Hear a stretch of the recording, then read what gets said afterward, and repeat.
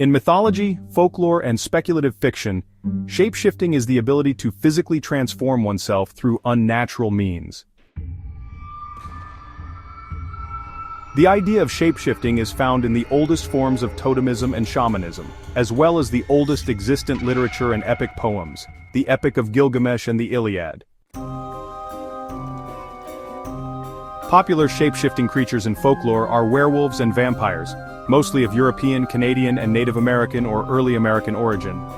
There are also the Ichchudhari Nag, the shapeshifting cobra of India, and the shapeshifting fox spirits of East Asia, such as the Huli Jing of China. Additionally, we have the Obaik of Japan, the Navajo skinwalkers, and gods, goddesses, demons, and demonesses, such as the Norse Loki or the Greek Proteus.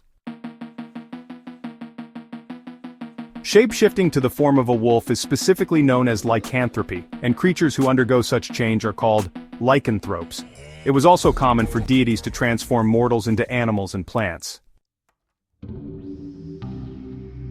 Classical literature includes many instances like in Ovid's Metamorphoses, or when Circe is transforming Odysseus's men into pigs, in Homer's The Odyssey, or in Apuleius the Golden Ass when Lucius is becoming a donkey.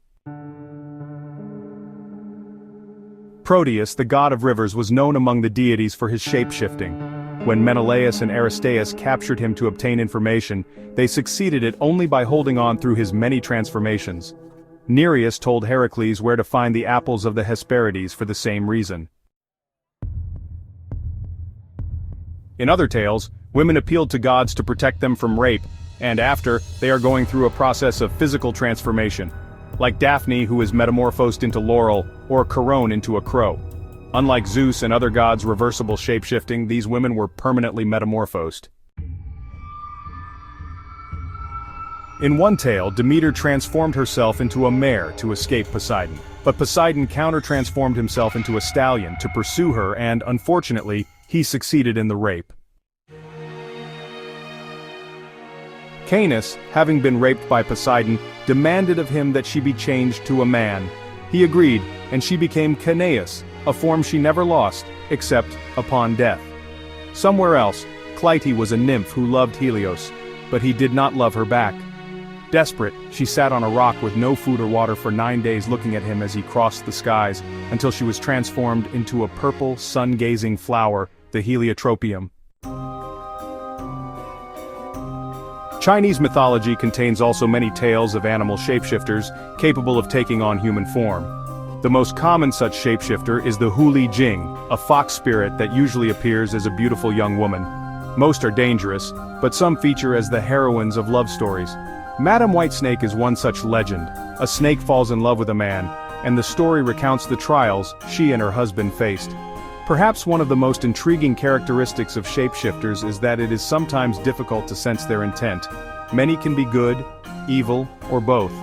The Japanese kitsune, a fox, takes the form of a young girl, a beautiful woman, or an old man in order to seduce or advise confused humans.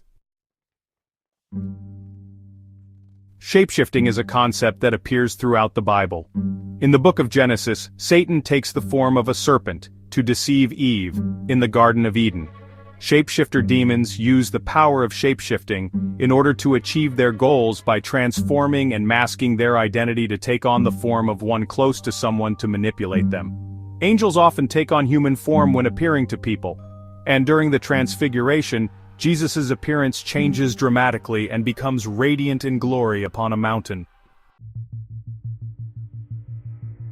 Shapeshifting represents the ultimate freedom, embodying the fluidity of forms and the boundless potential for transformation. Are shapeshifters evil? The closer one looks, the blurrier the line becomes. They are chameleons of the narrative world, their morality often a reflection of the society that creates them. It is a reminder that change is not only possible, but intrinsic to the essence of existence. Just as the caterpillar becomes a butterfly, so too can we embrace our ability to evolve and redefine ourselves with each new experience, finding strength in our adaptability and resilience.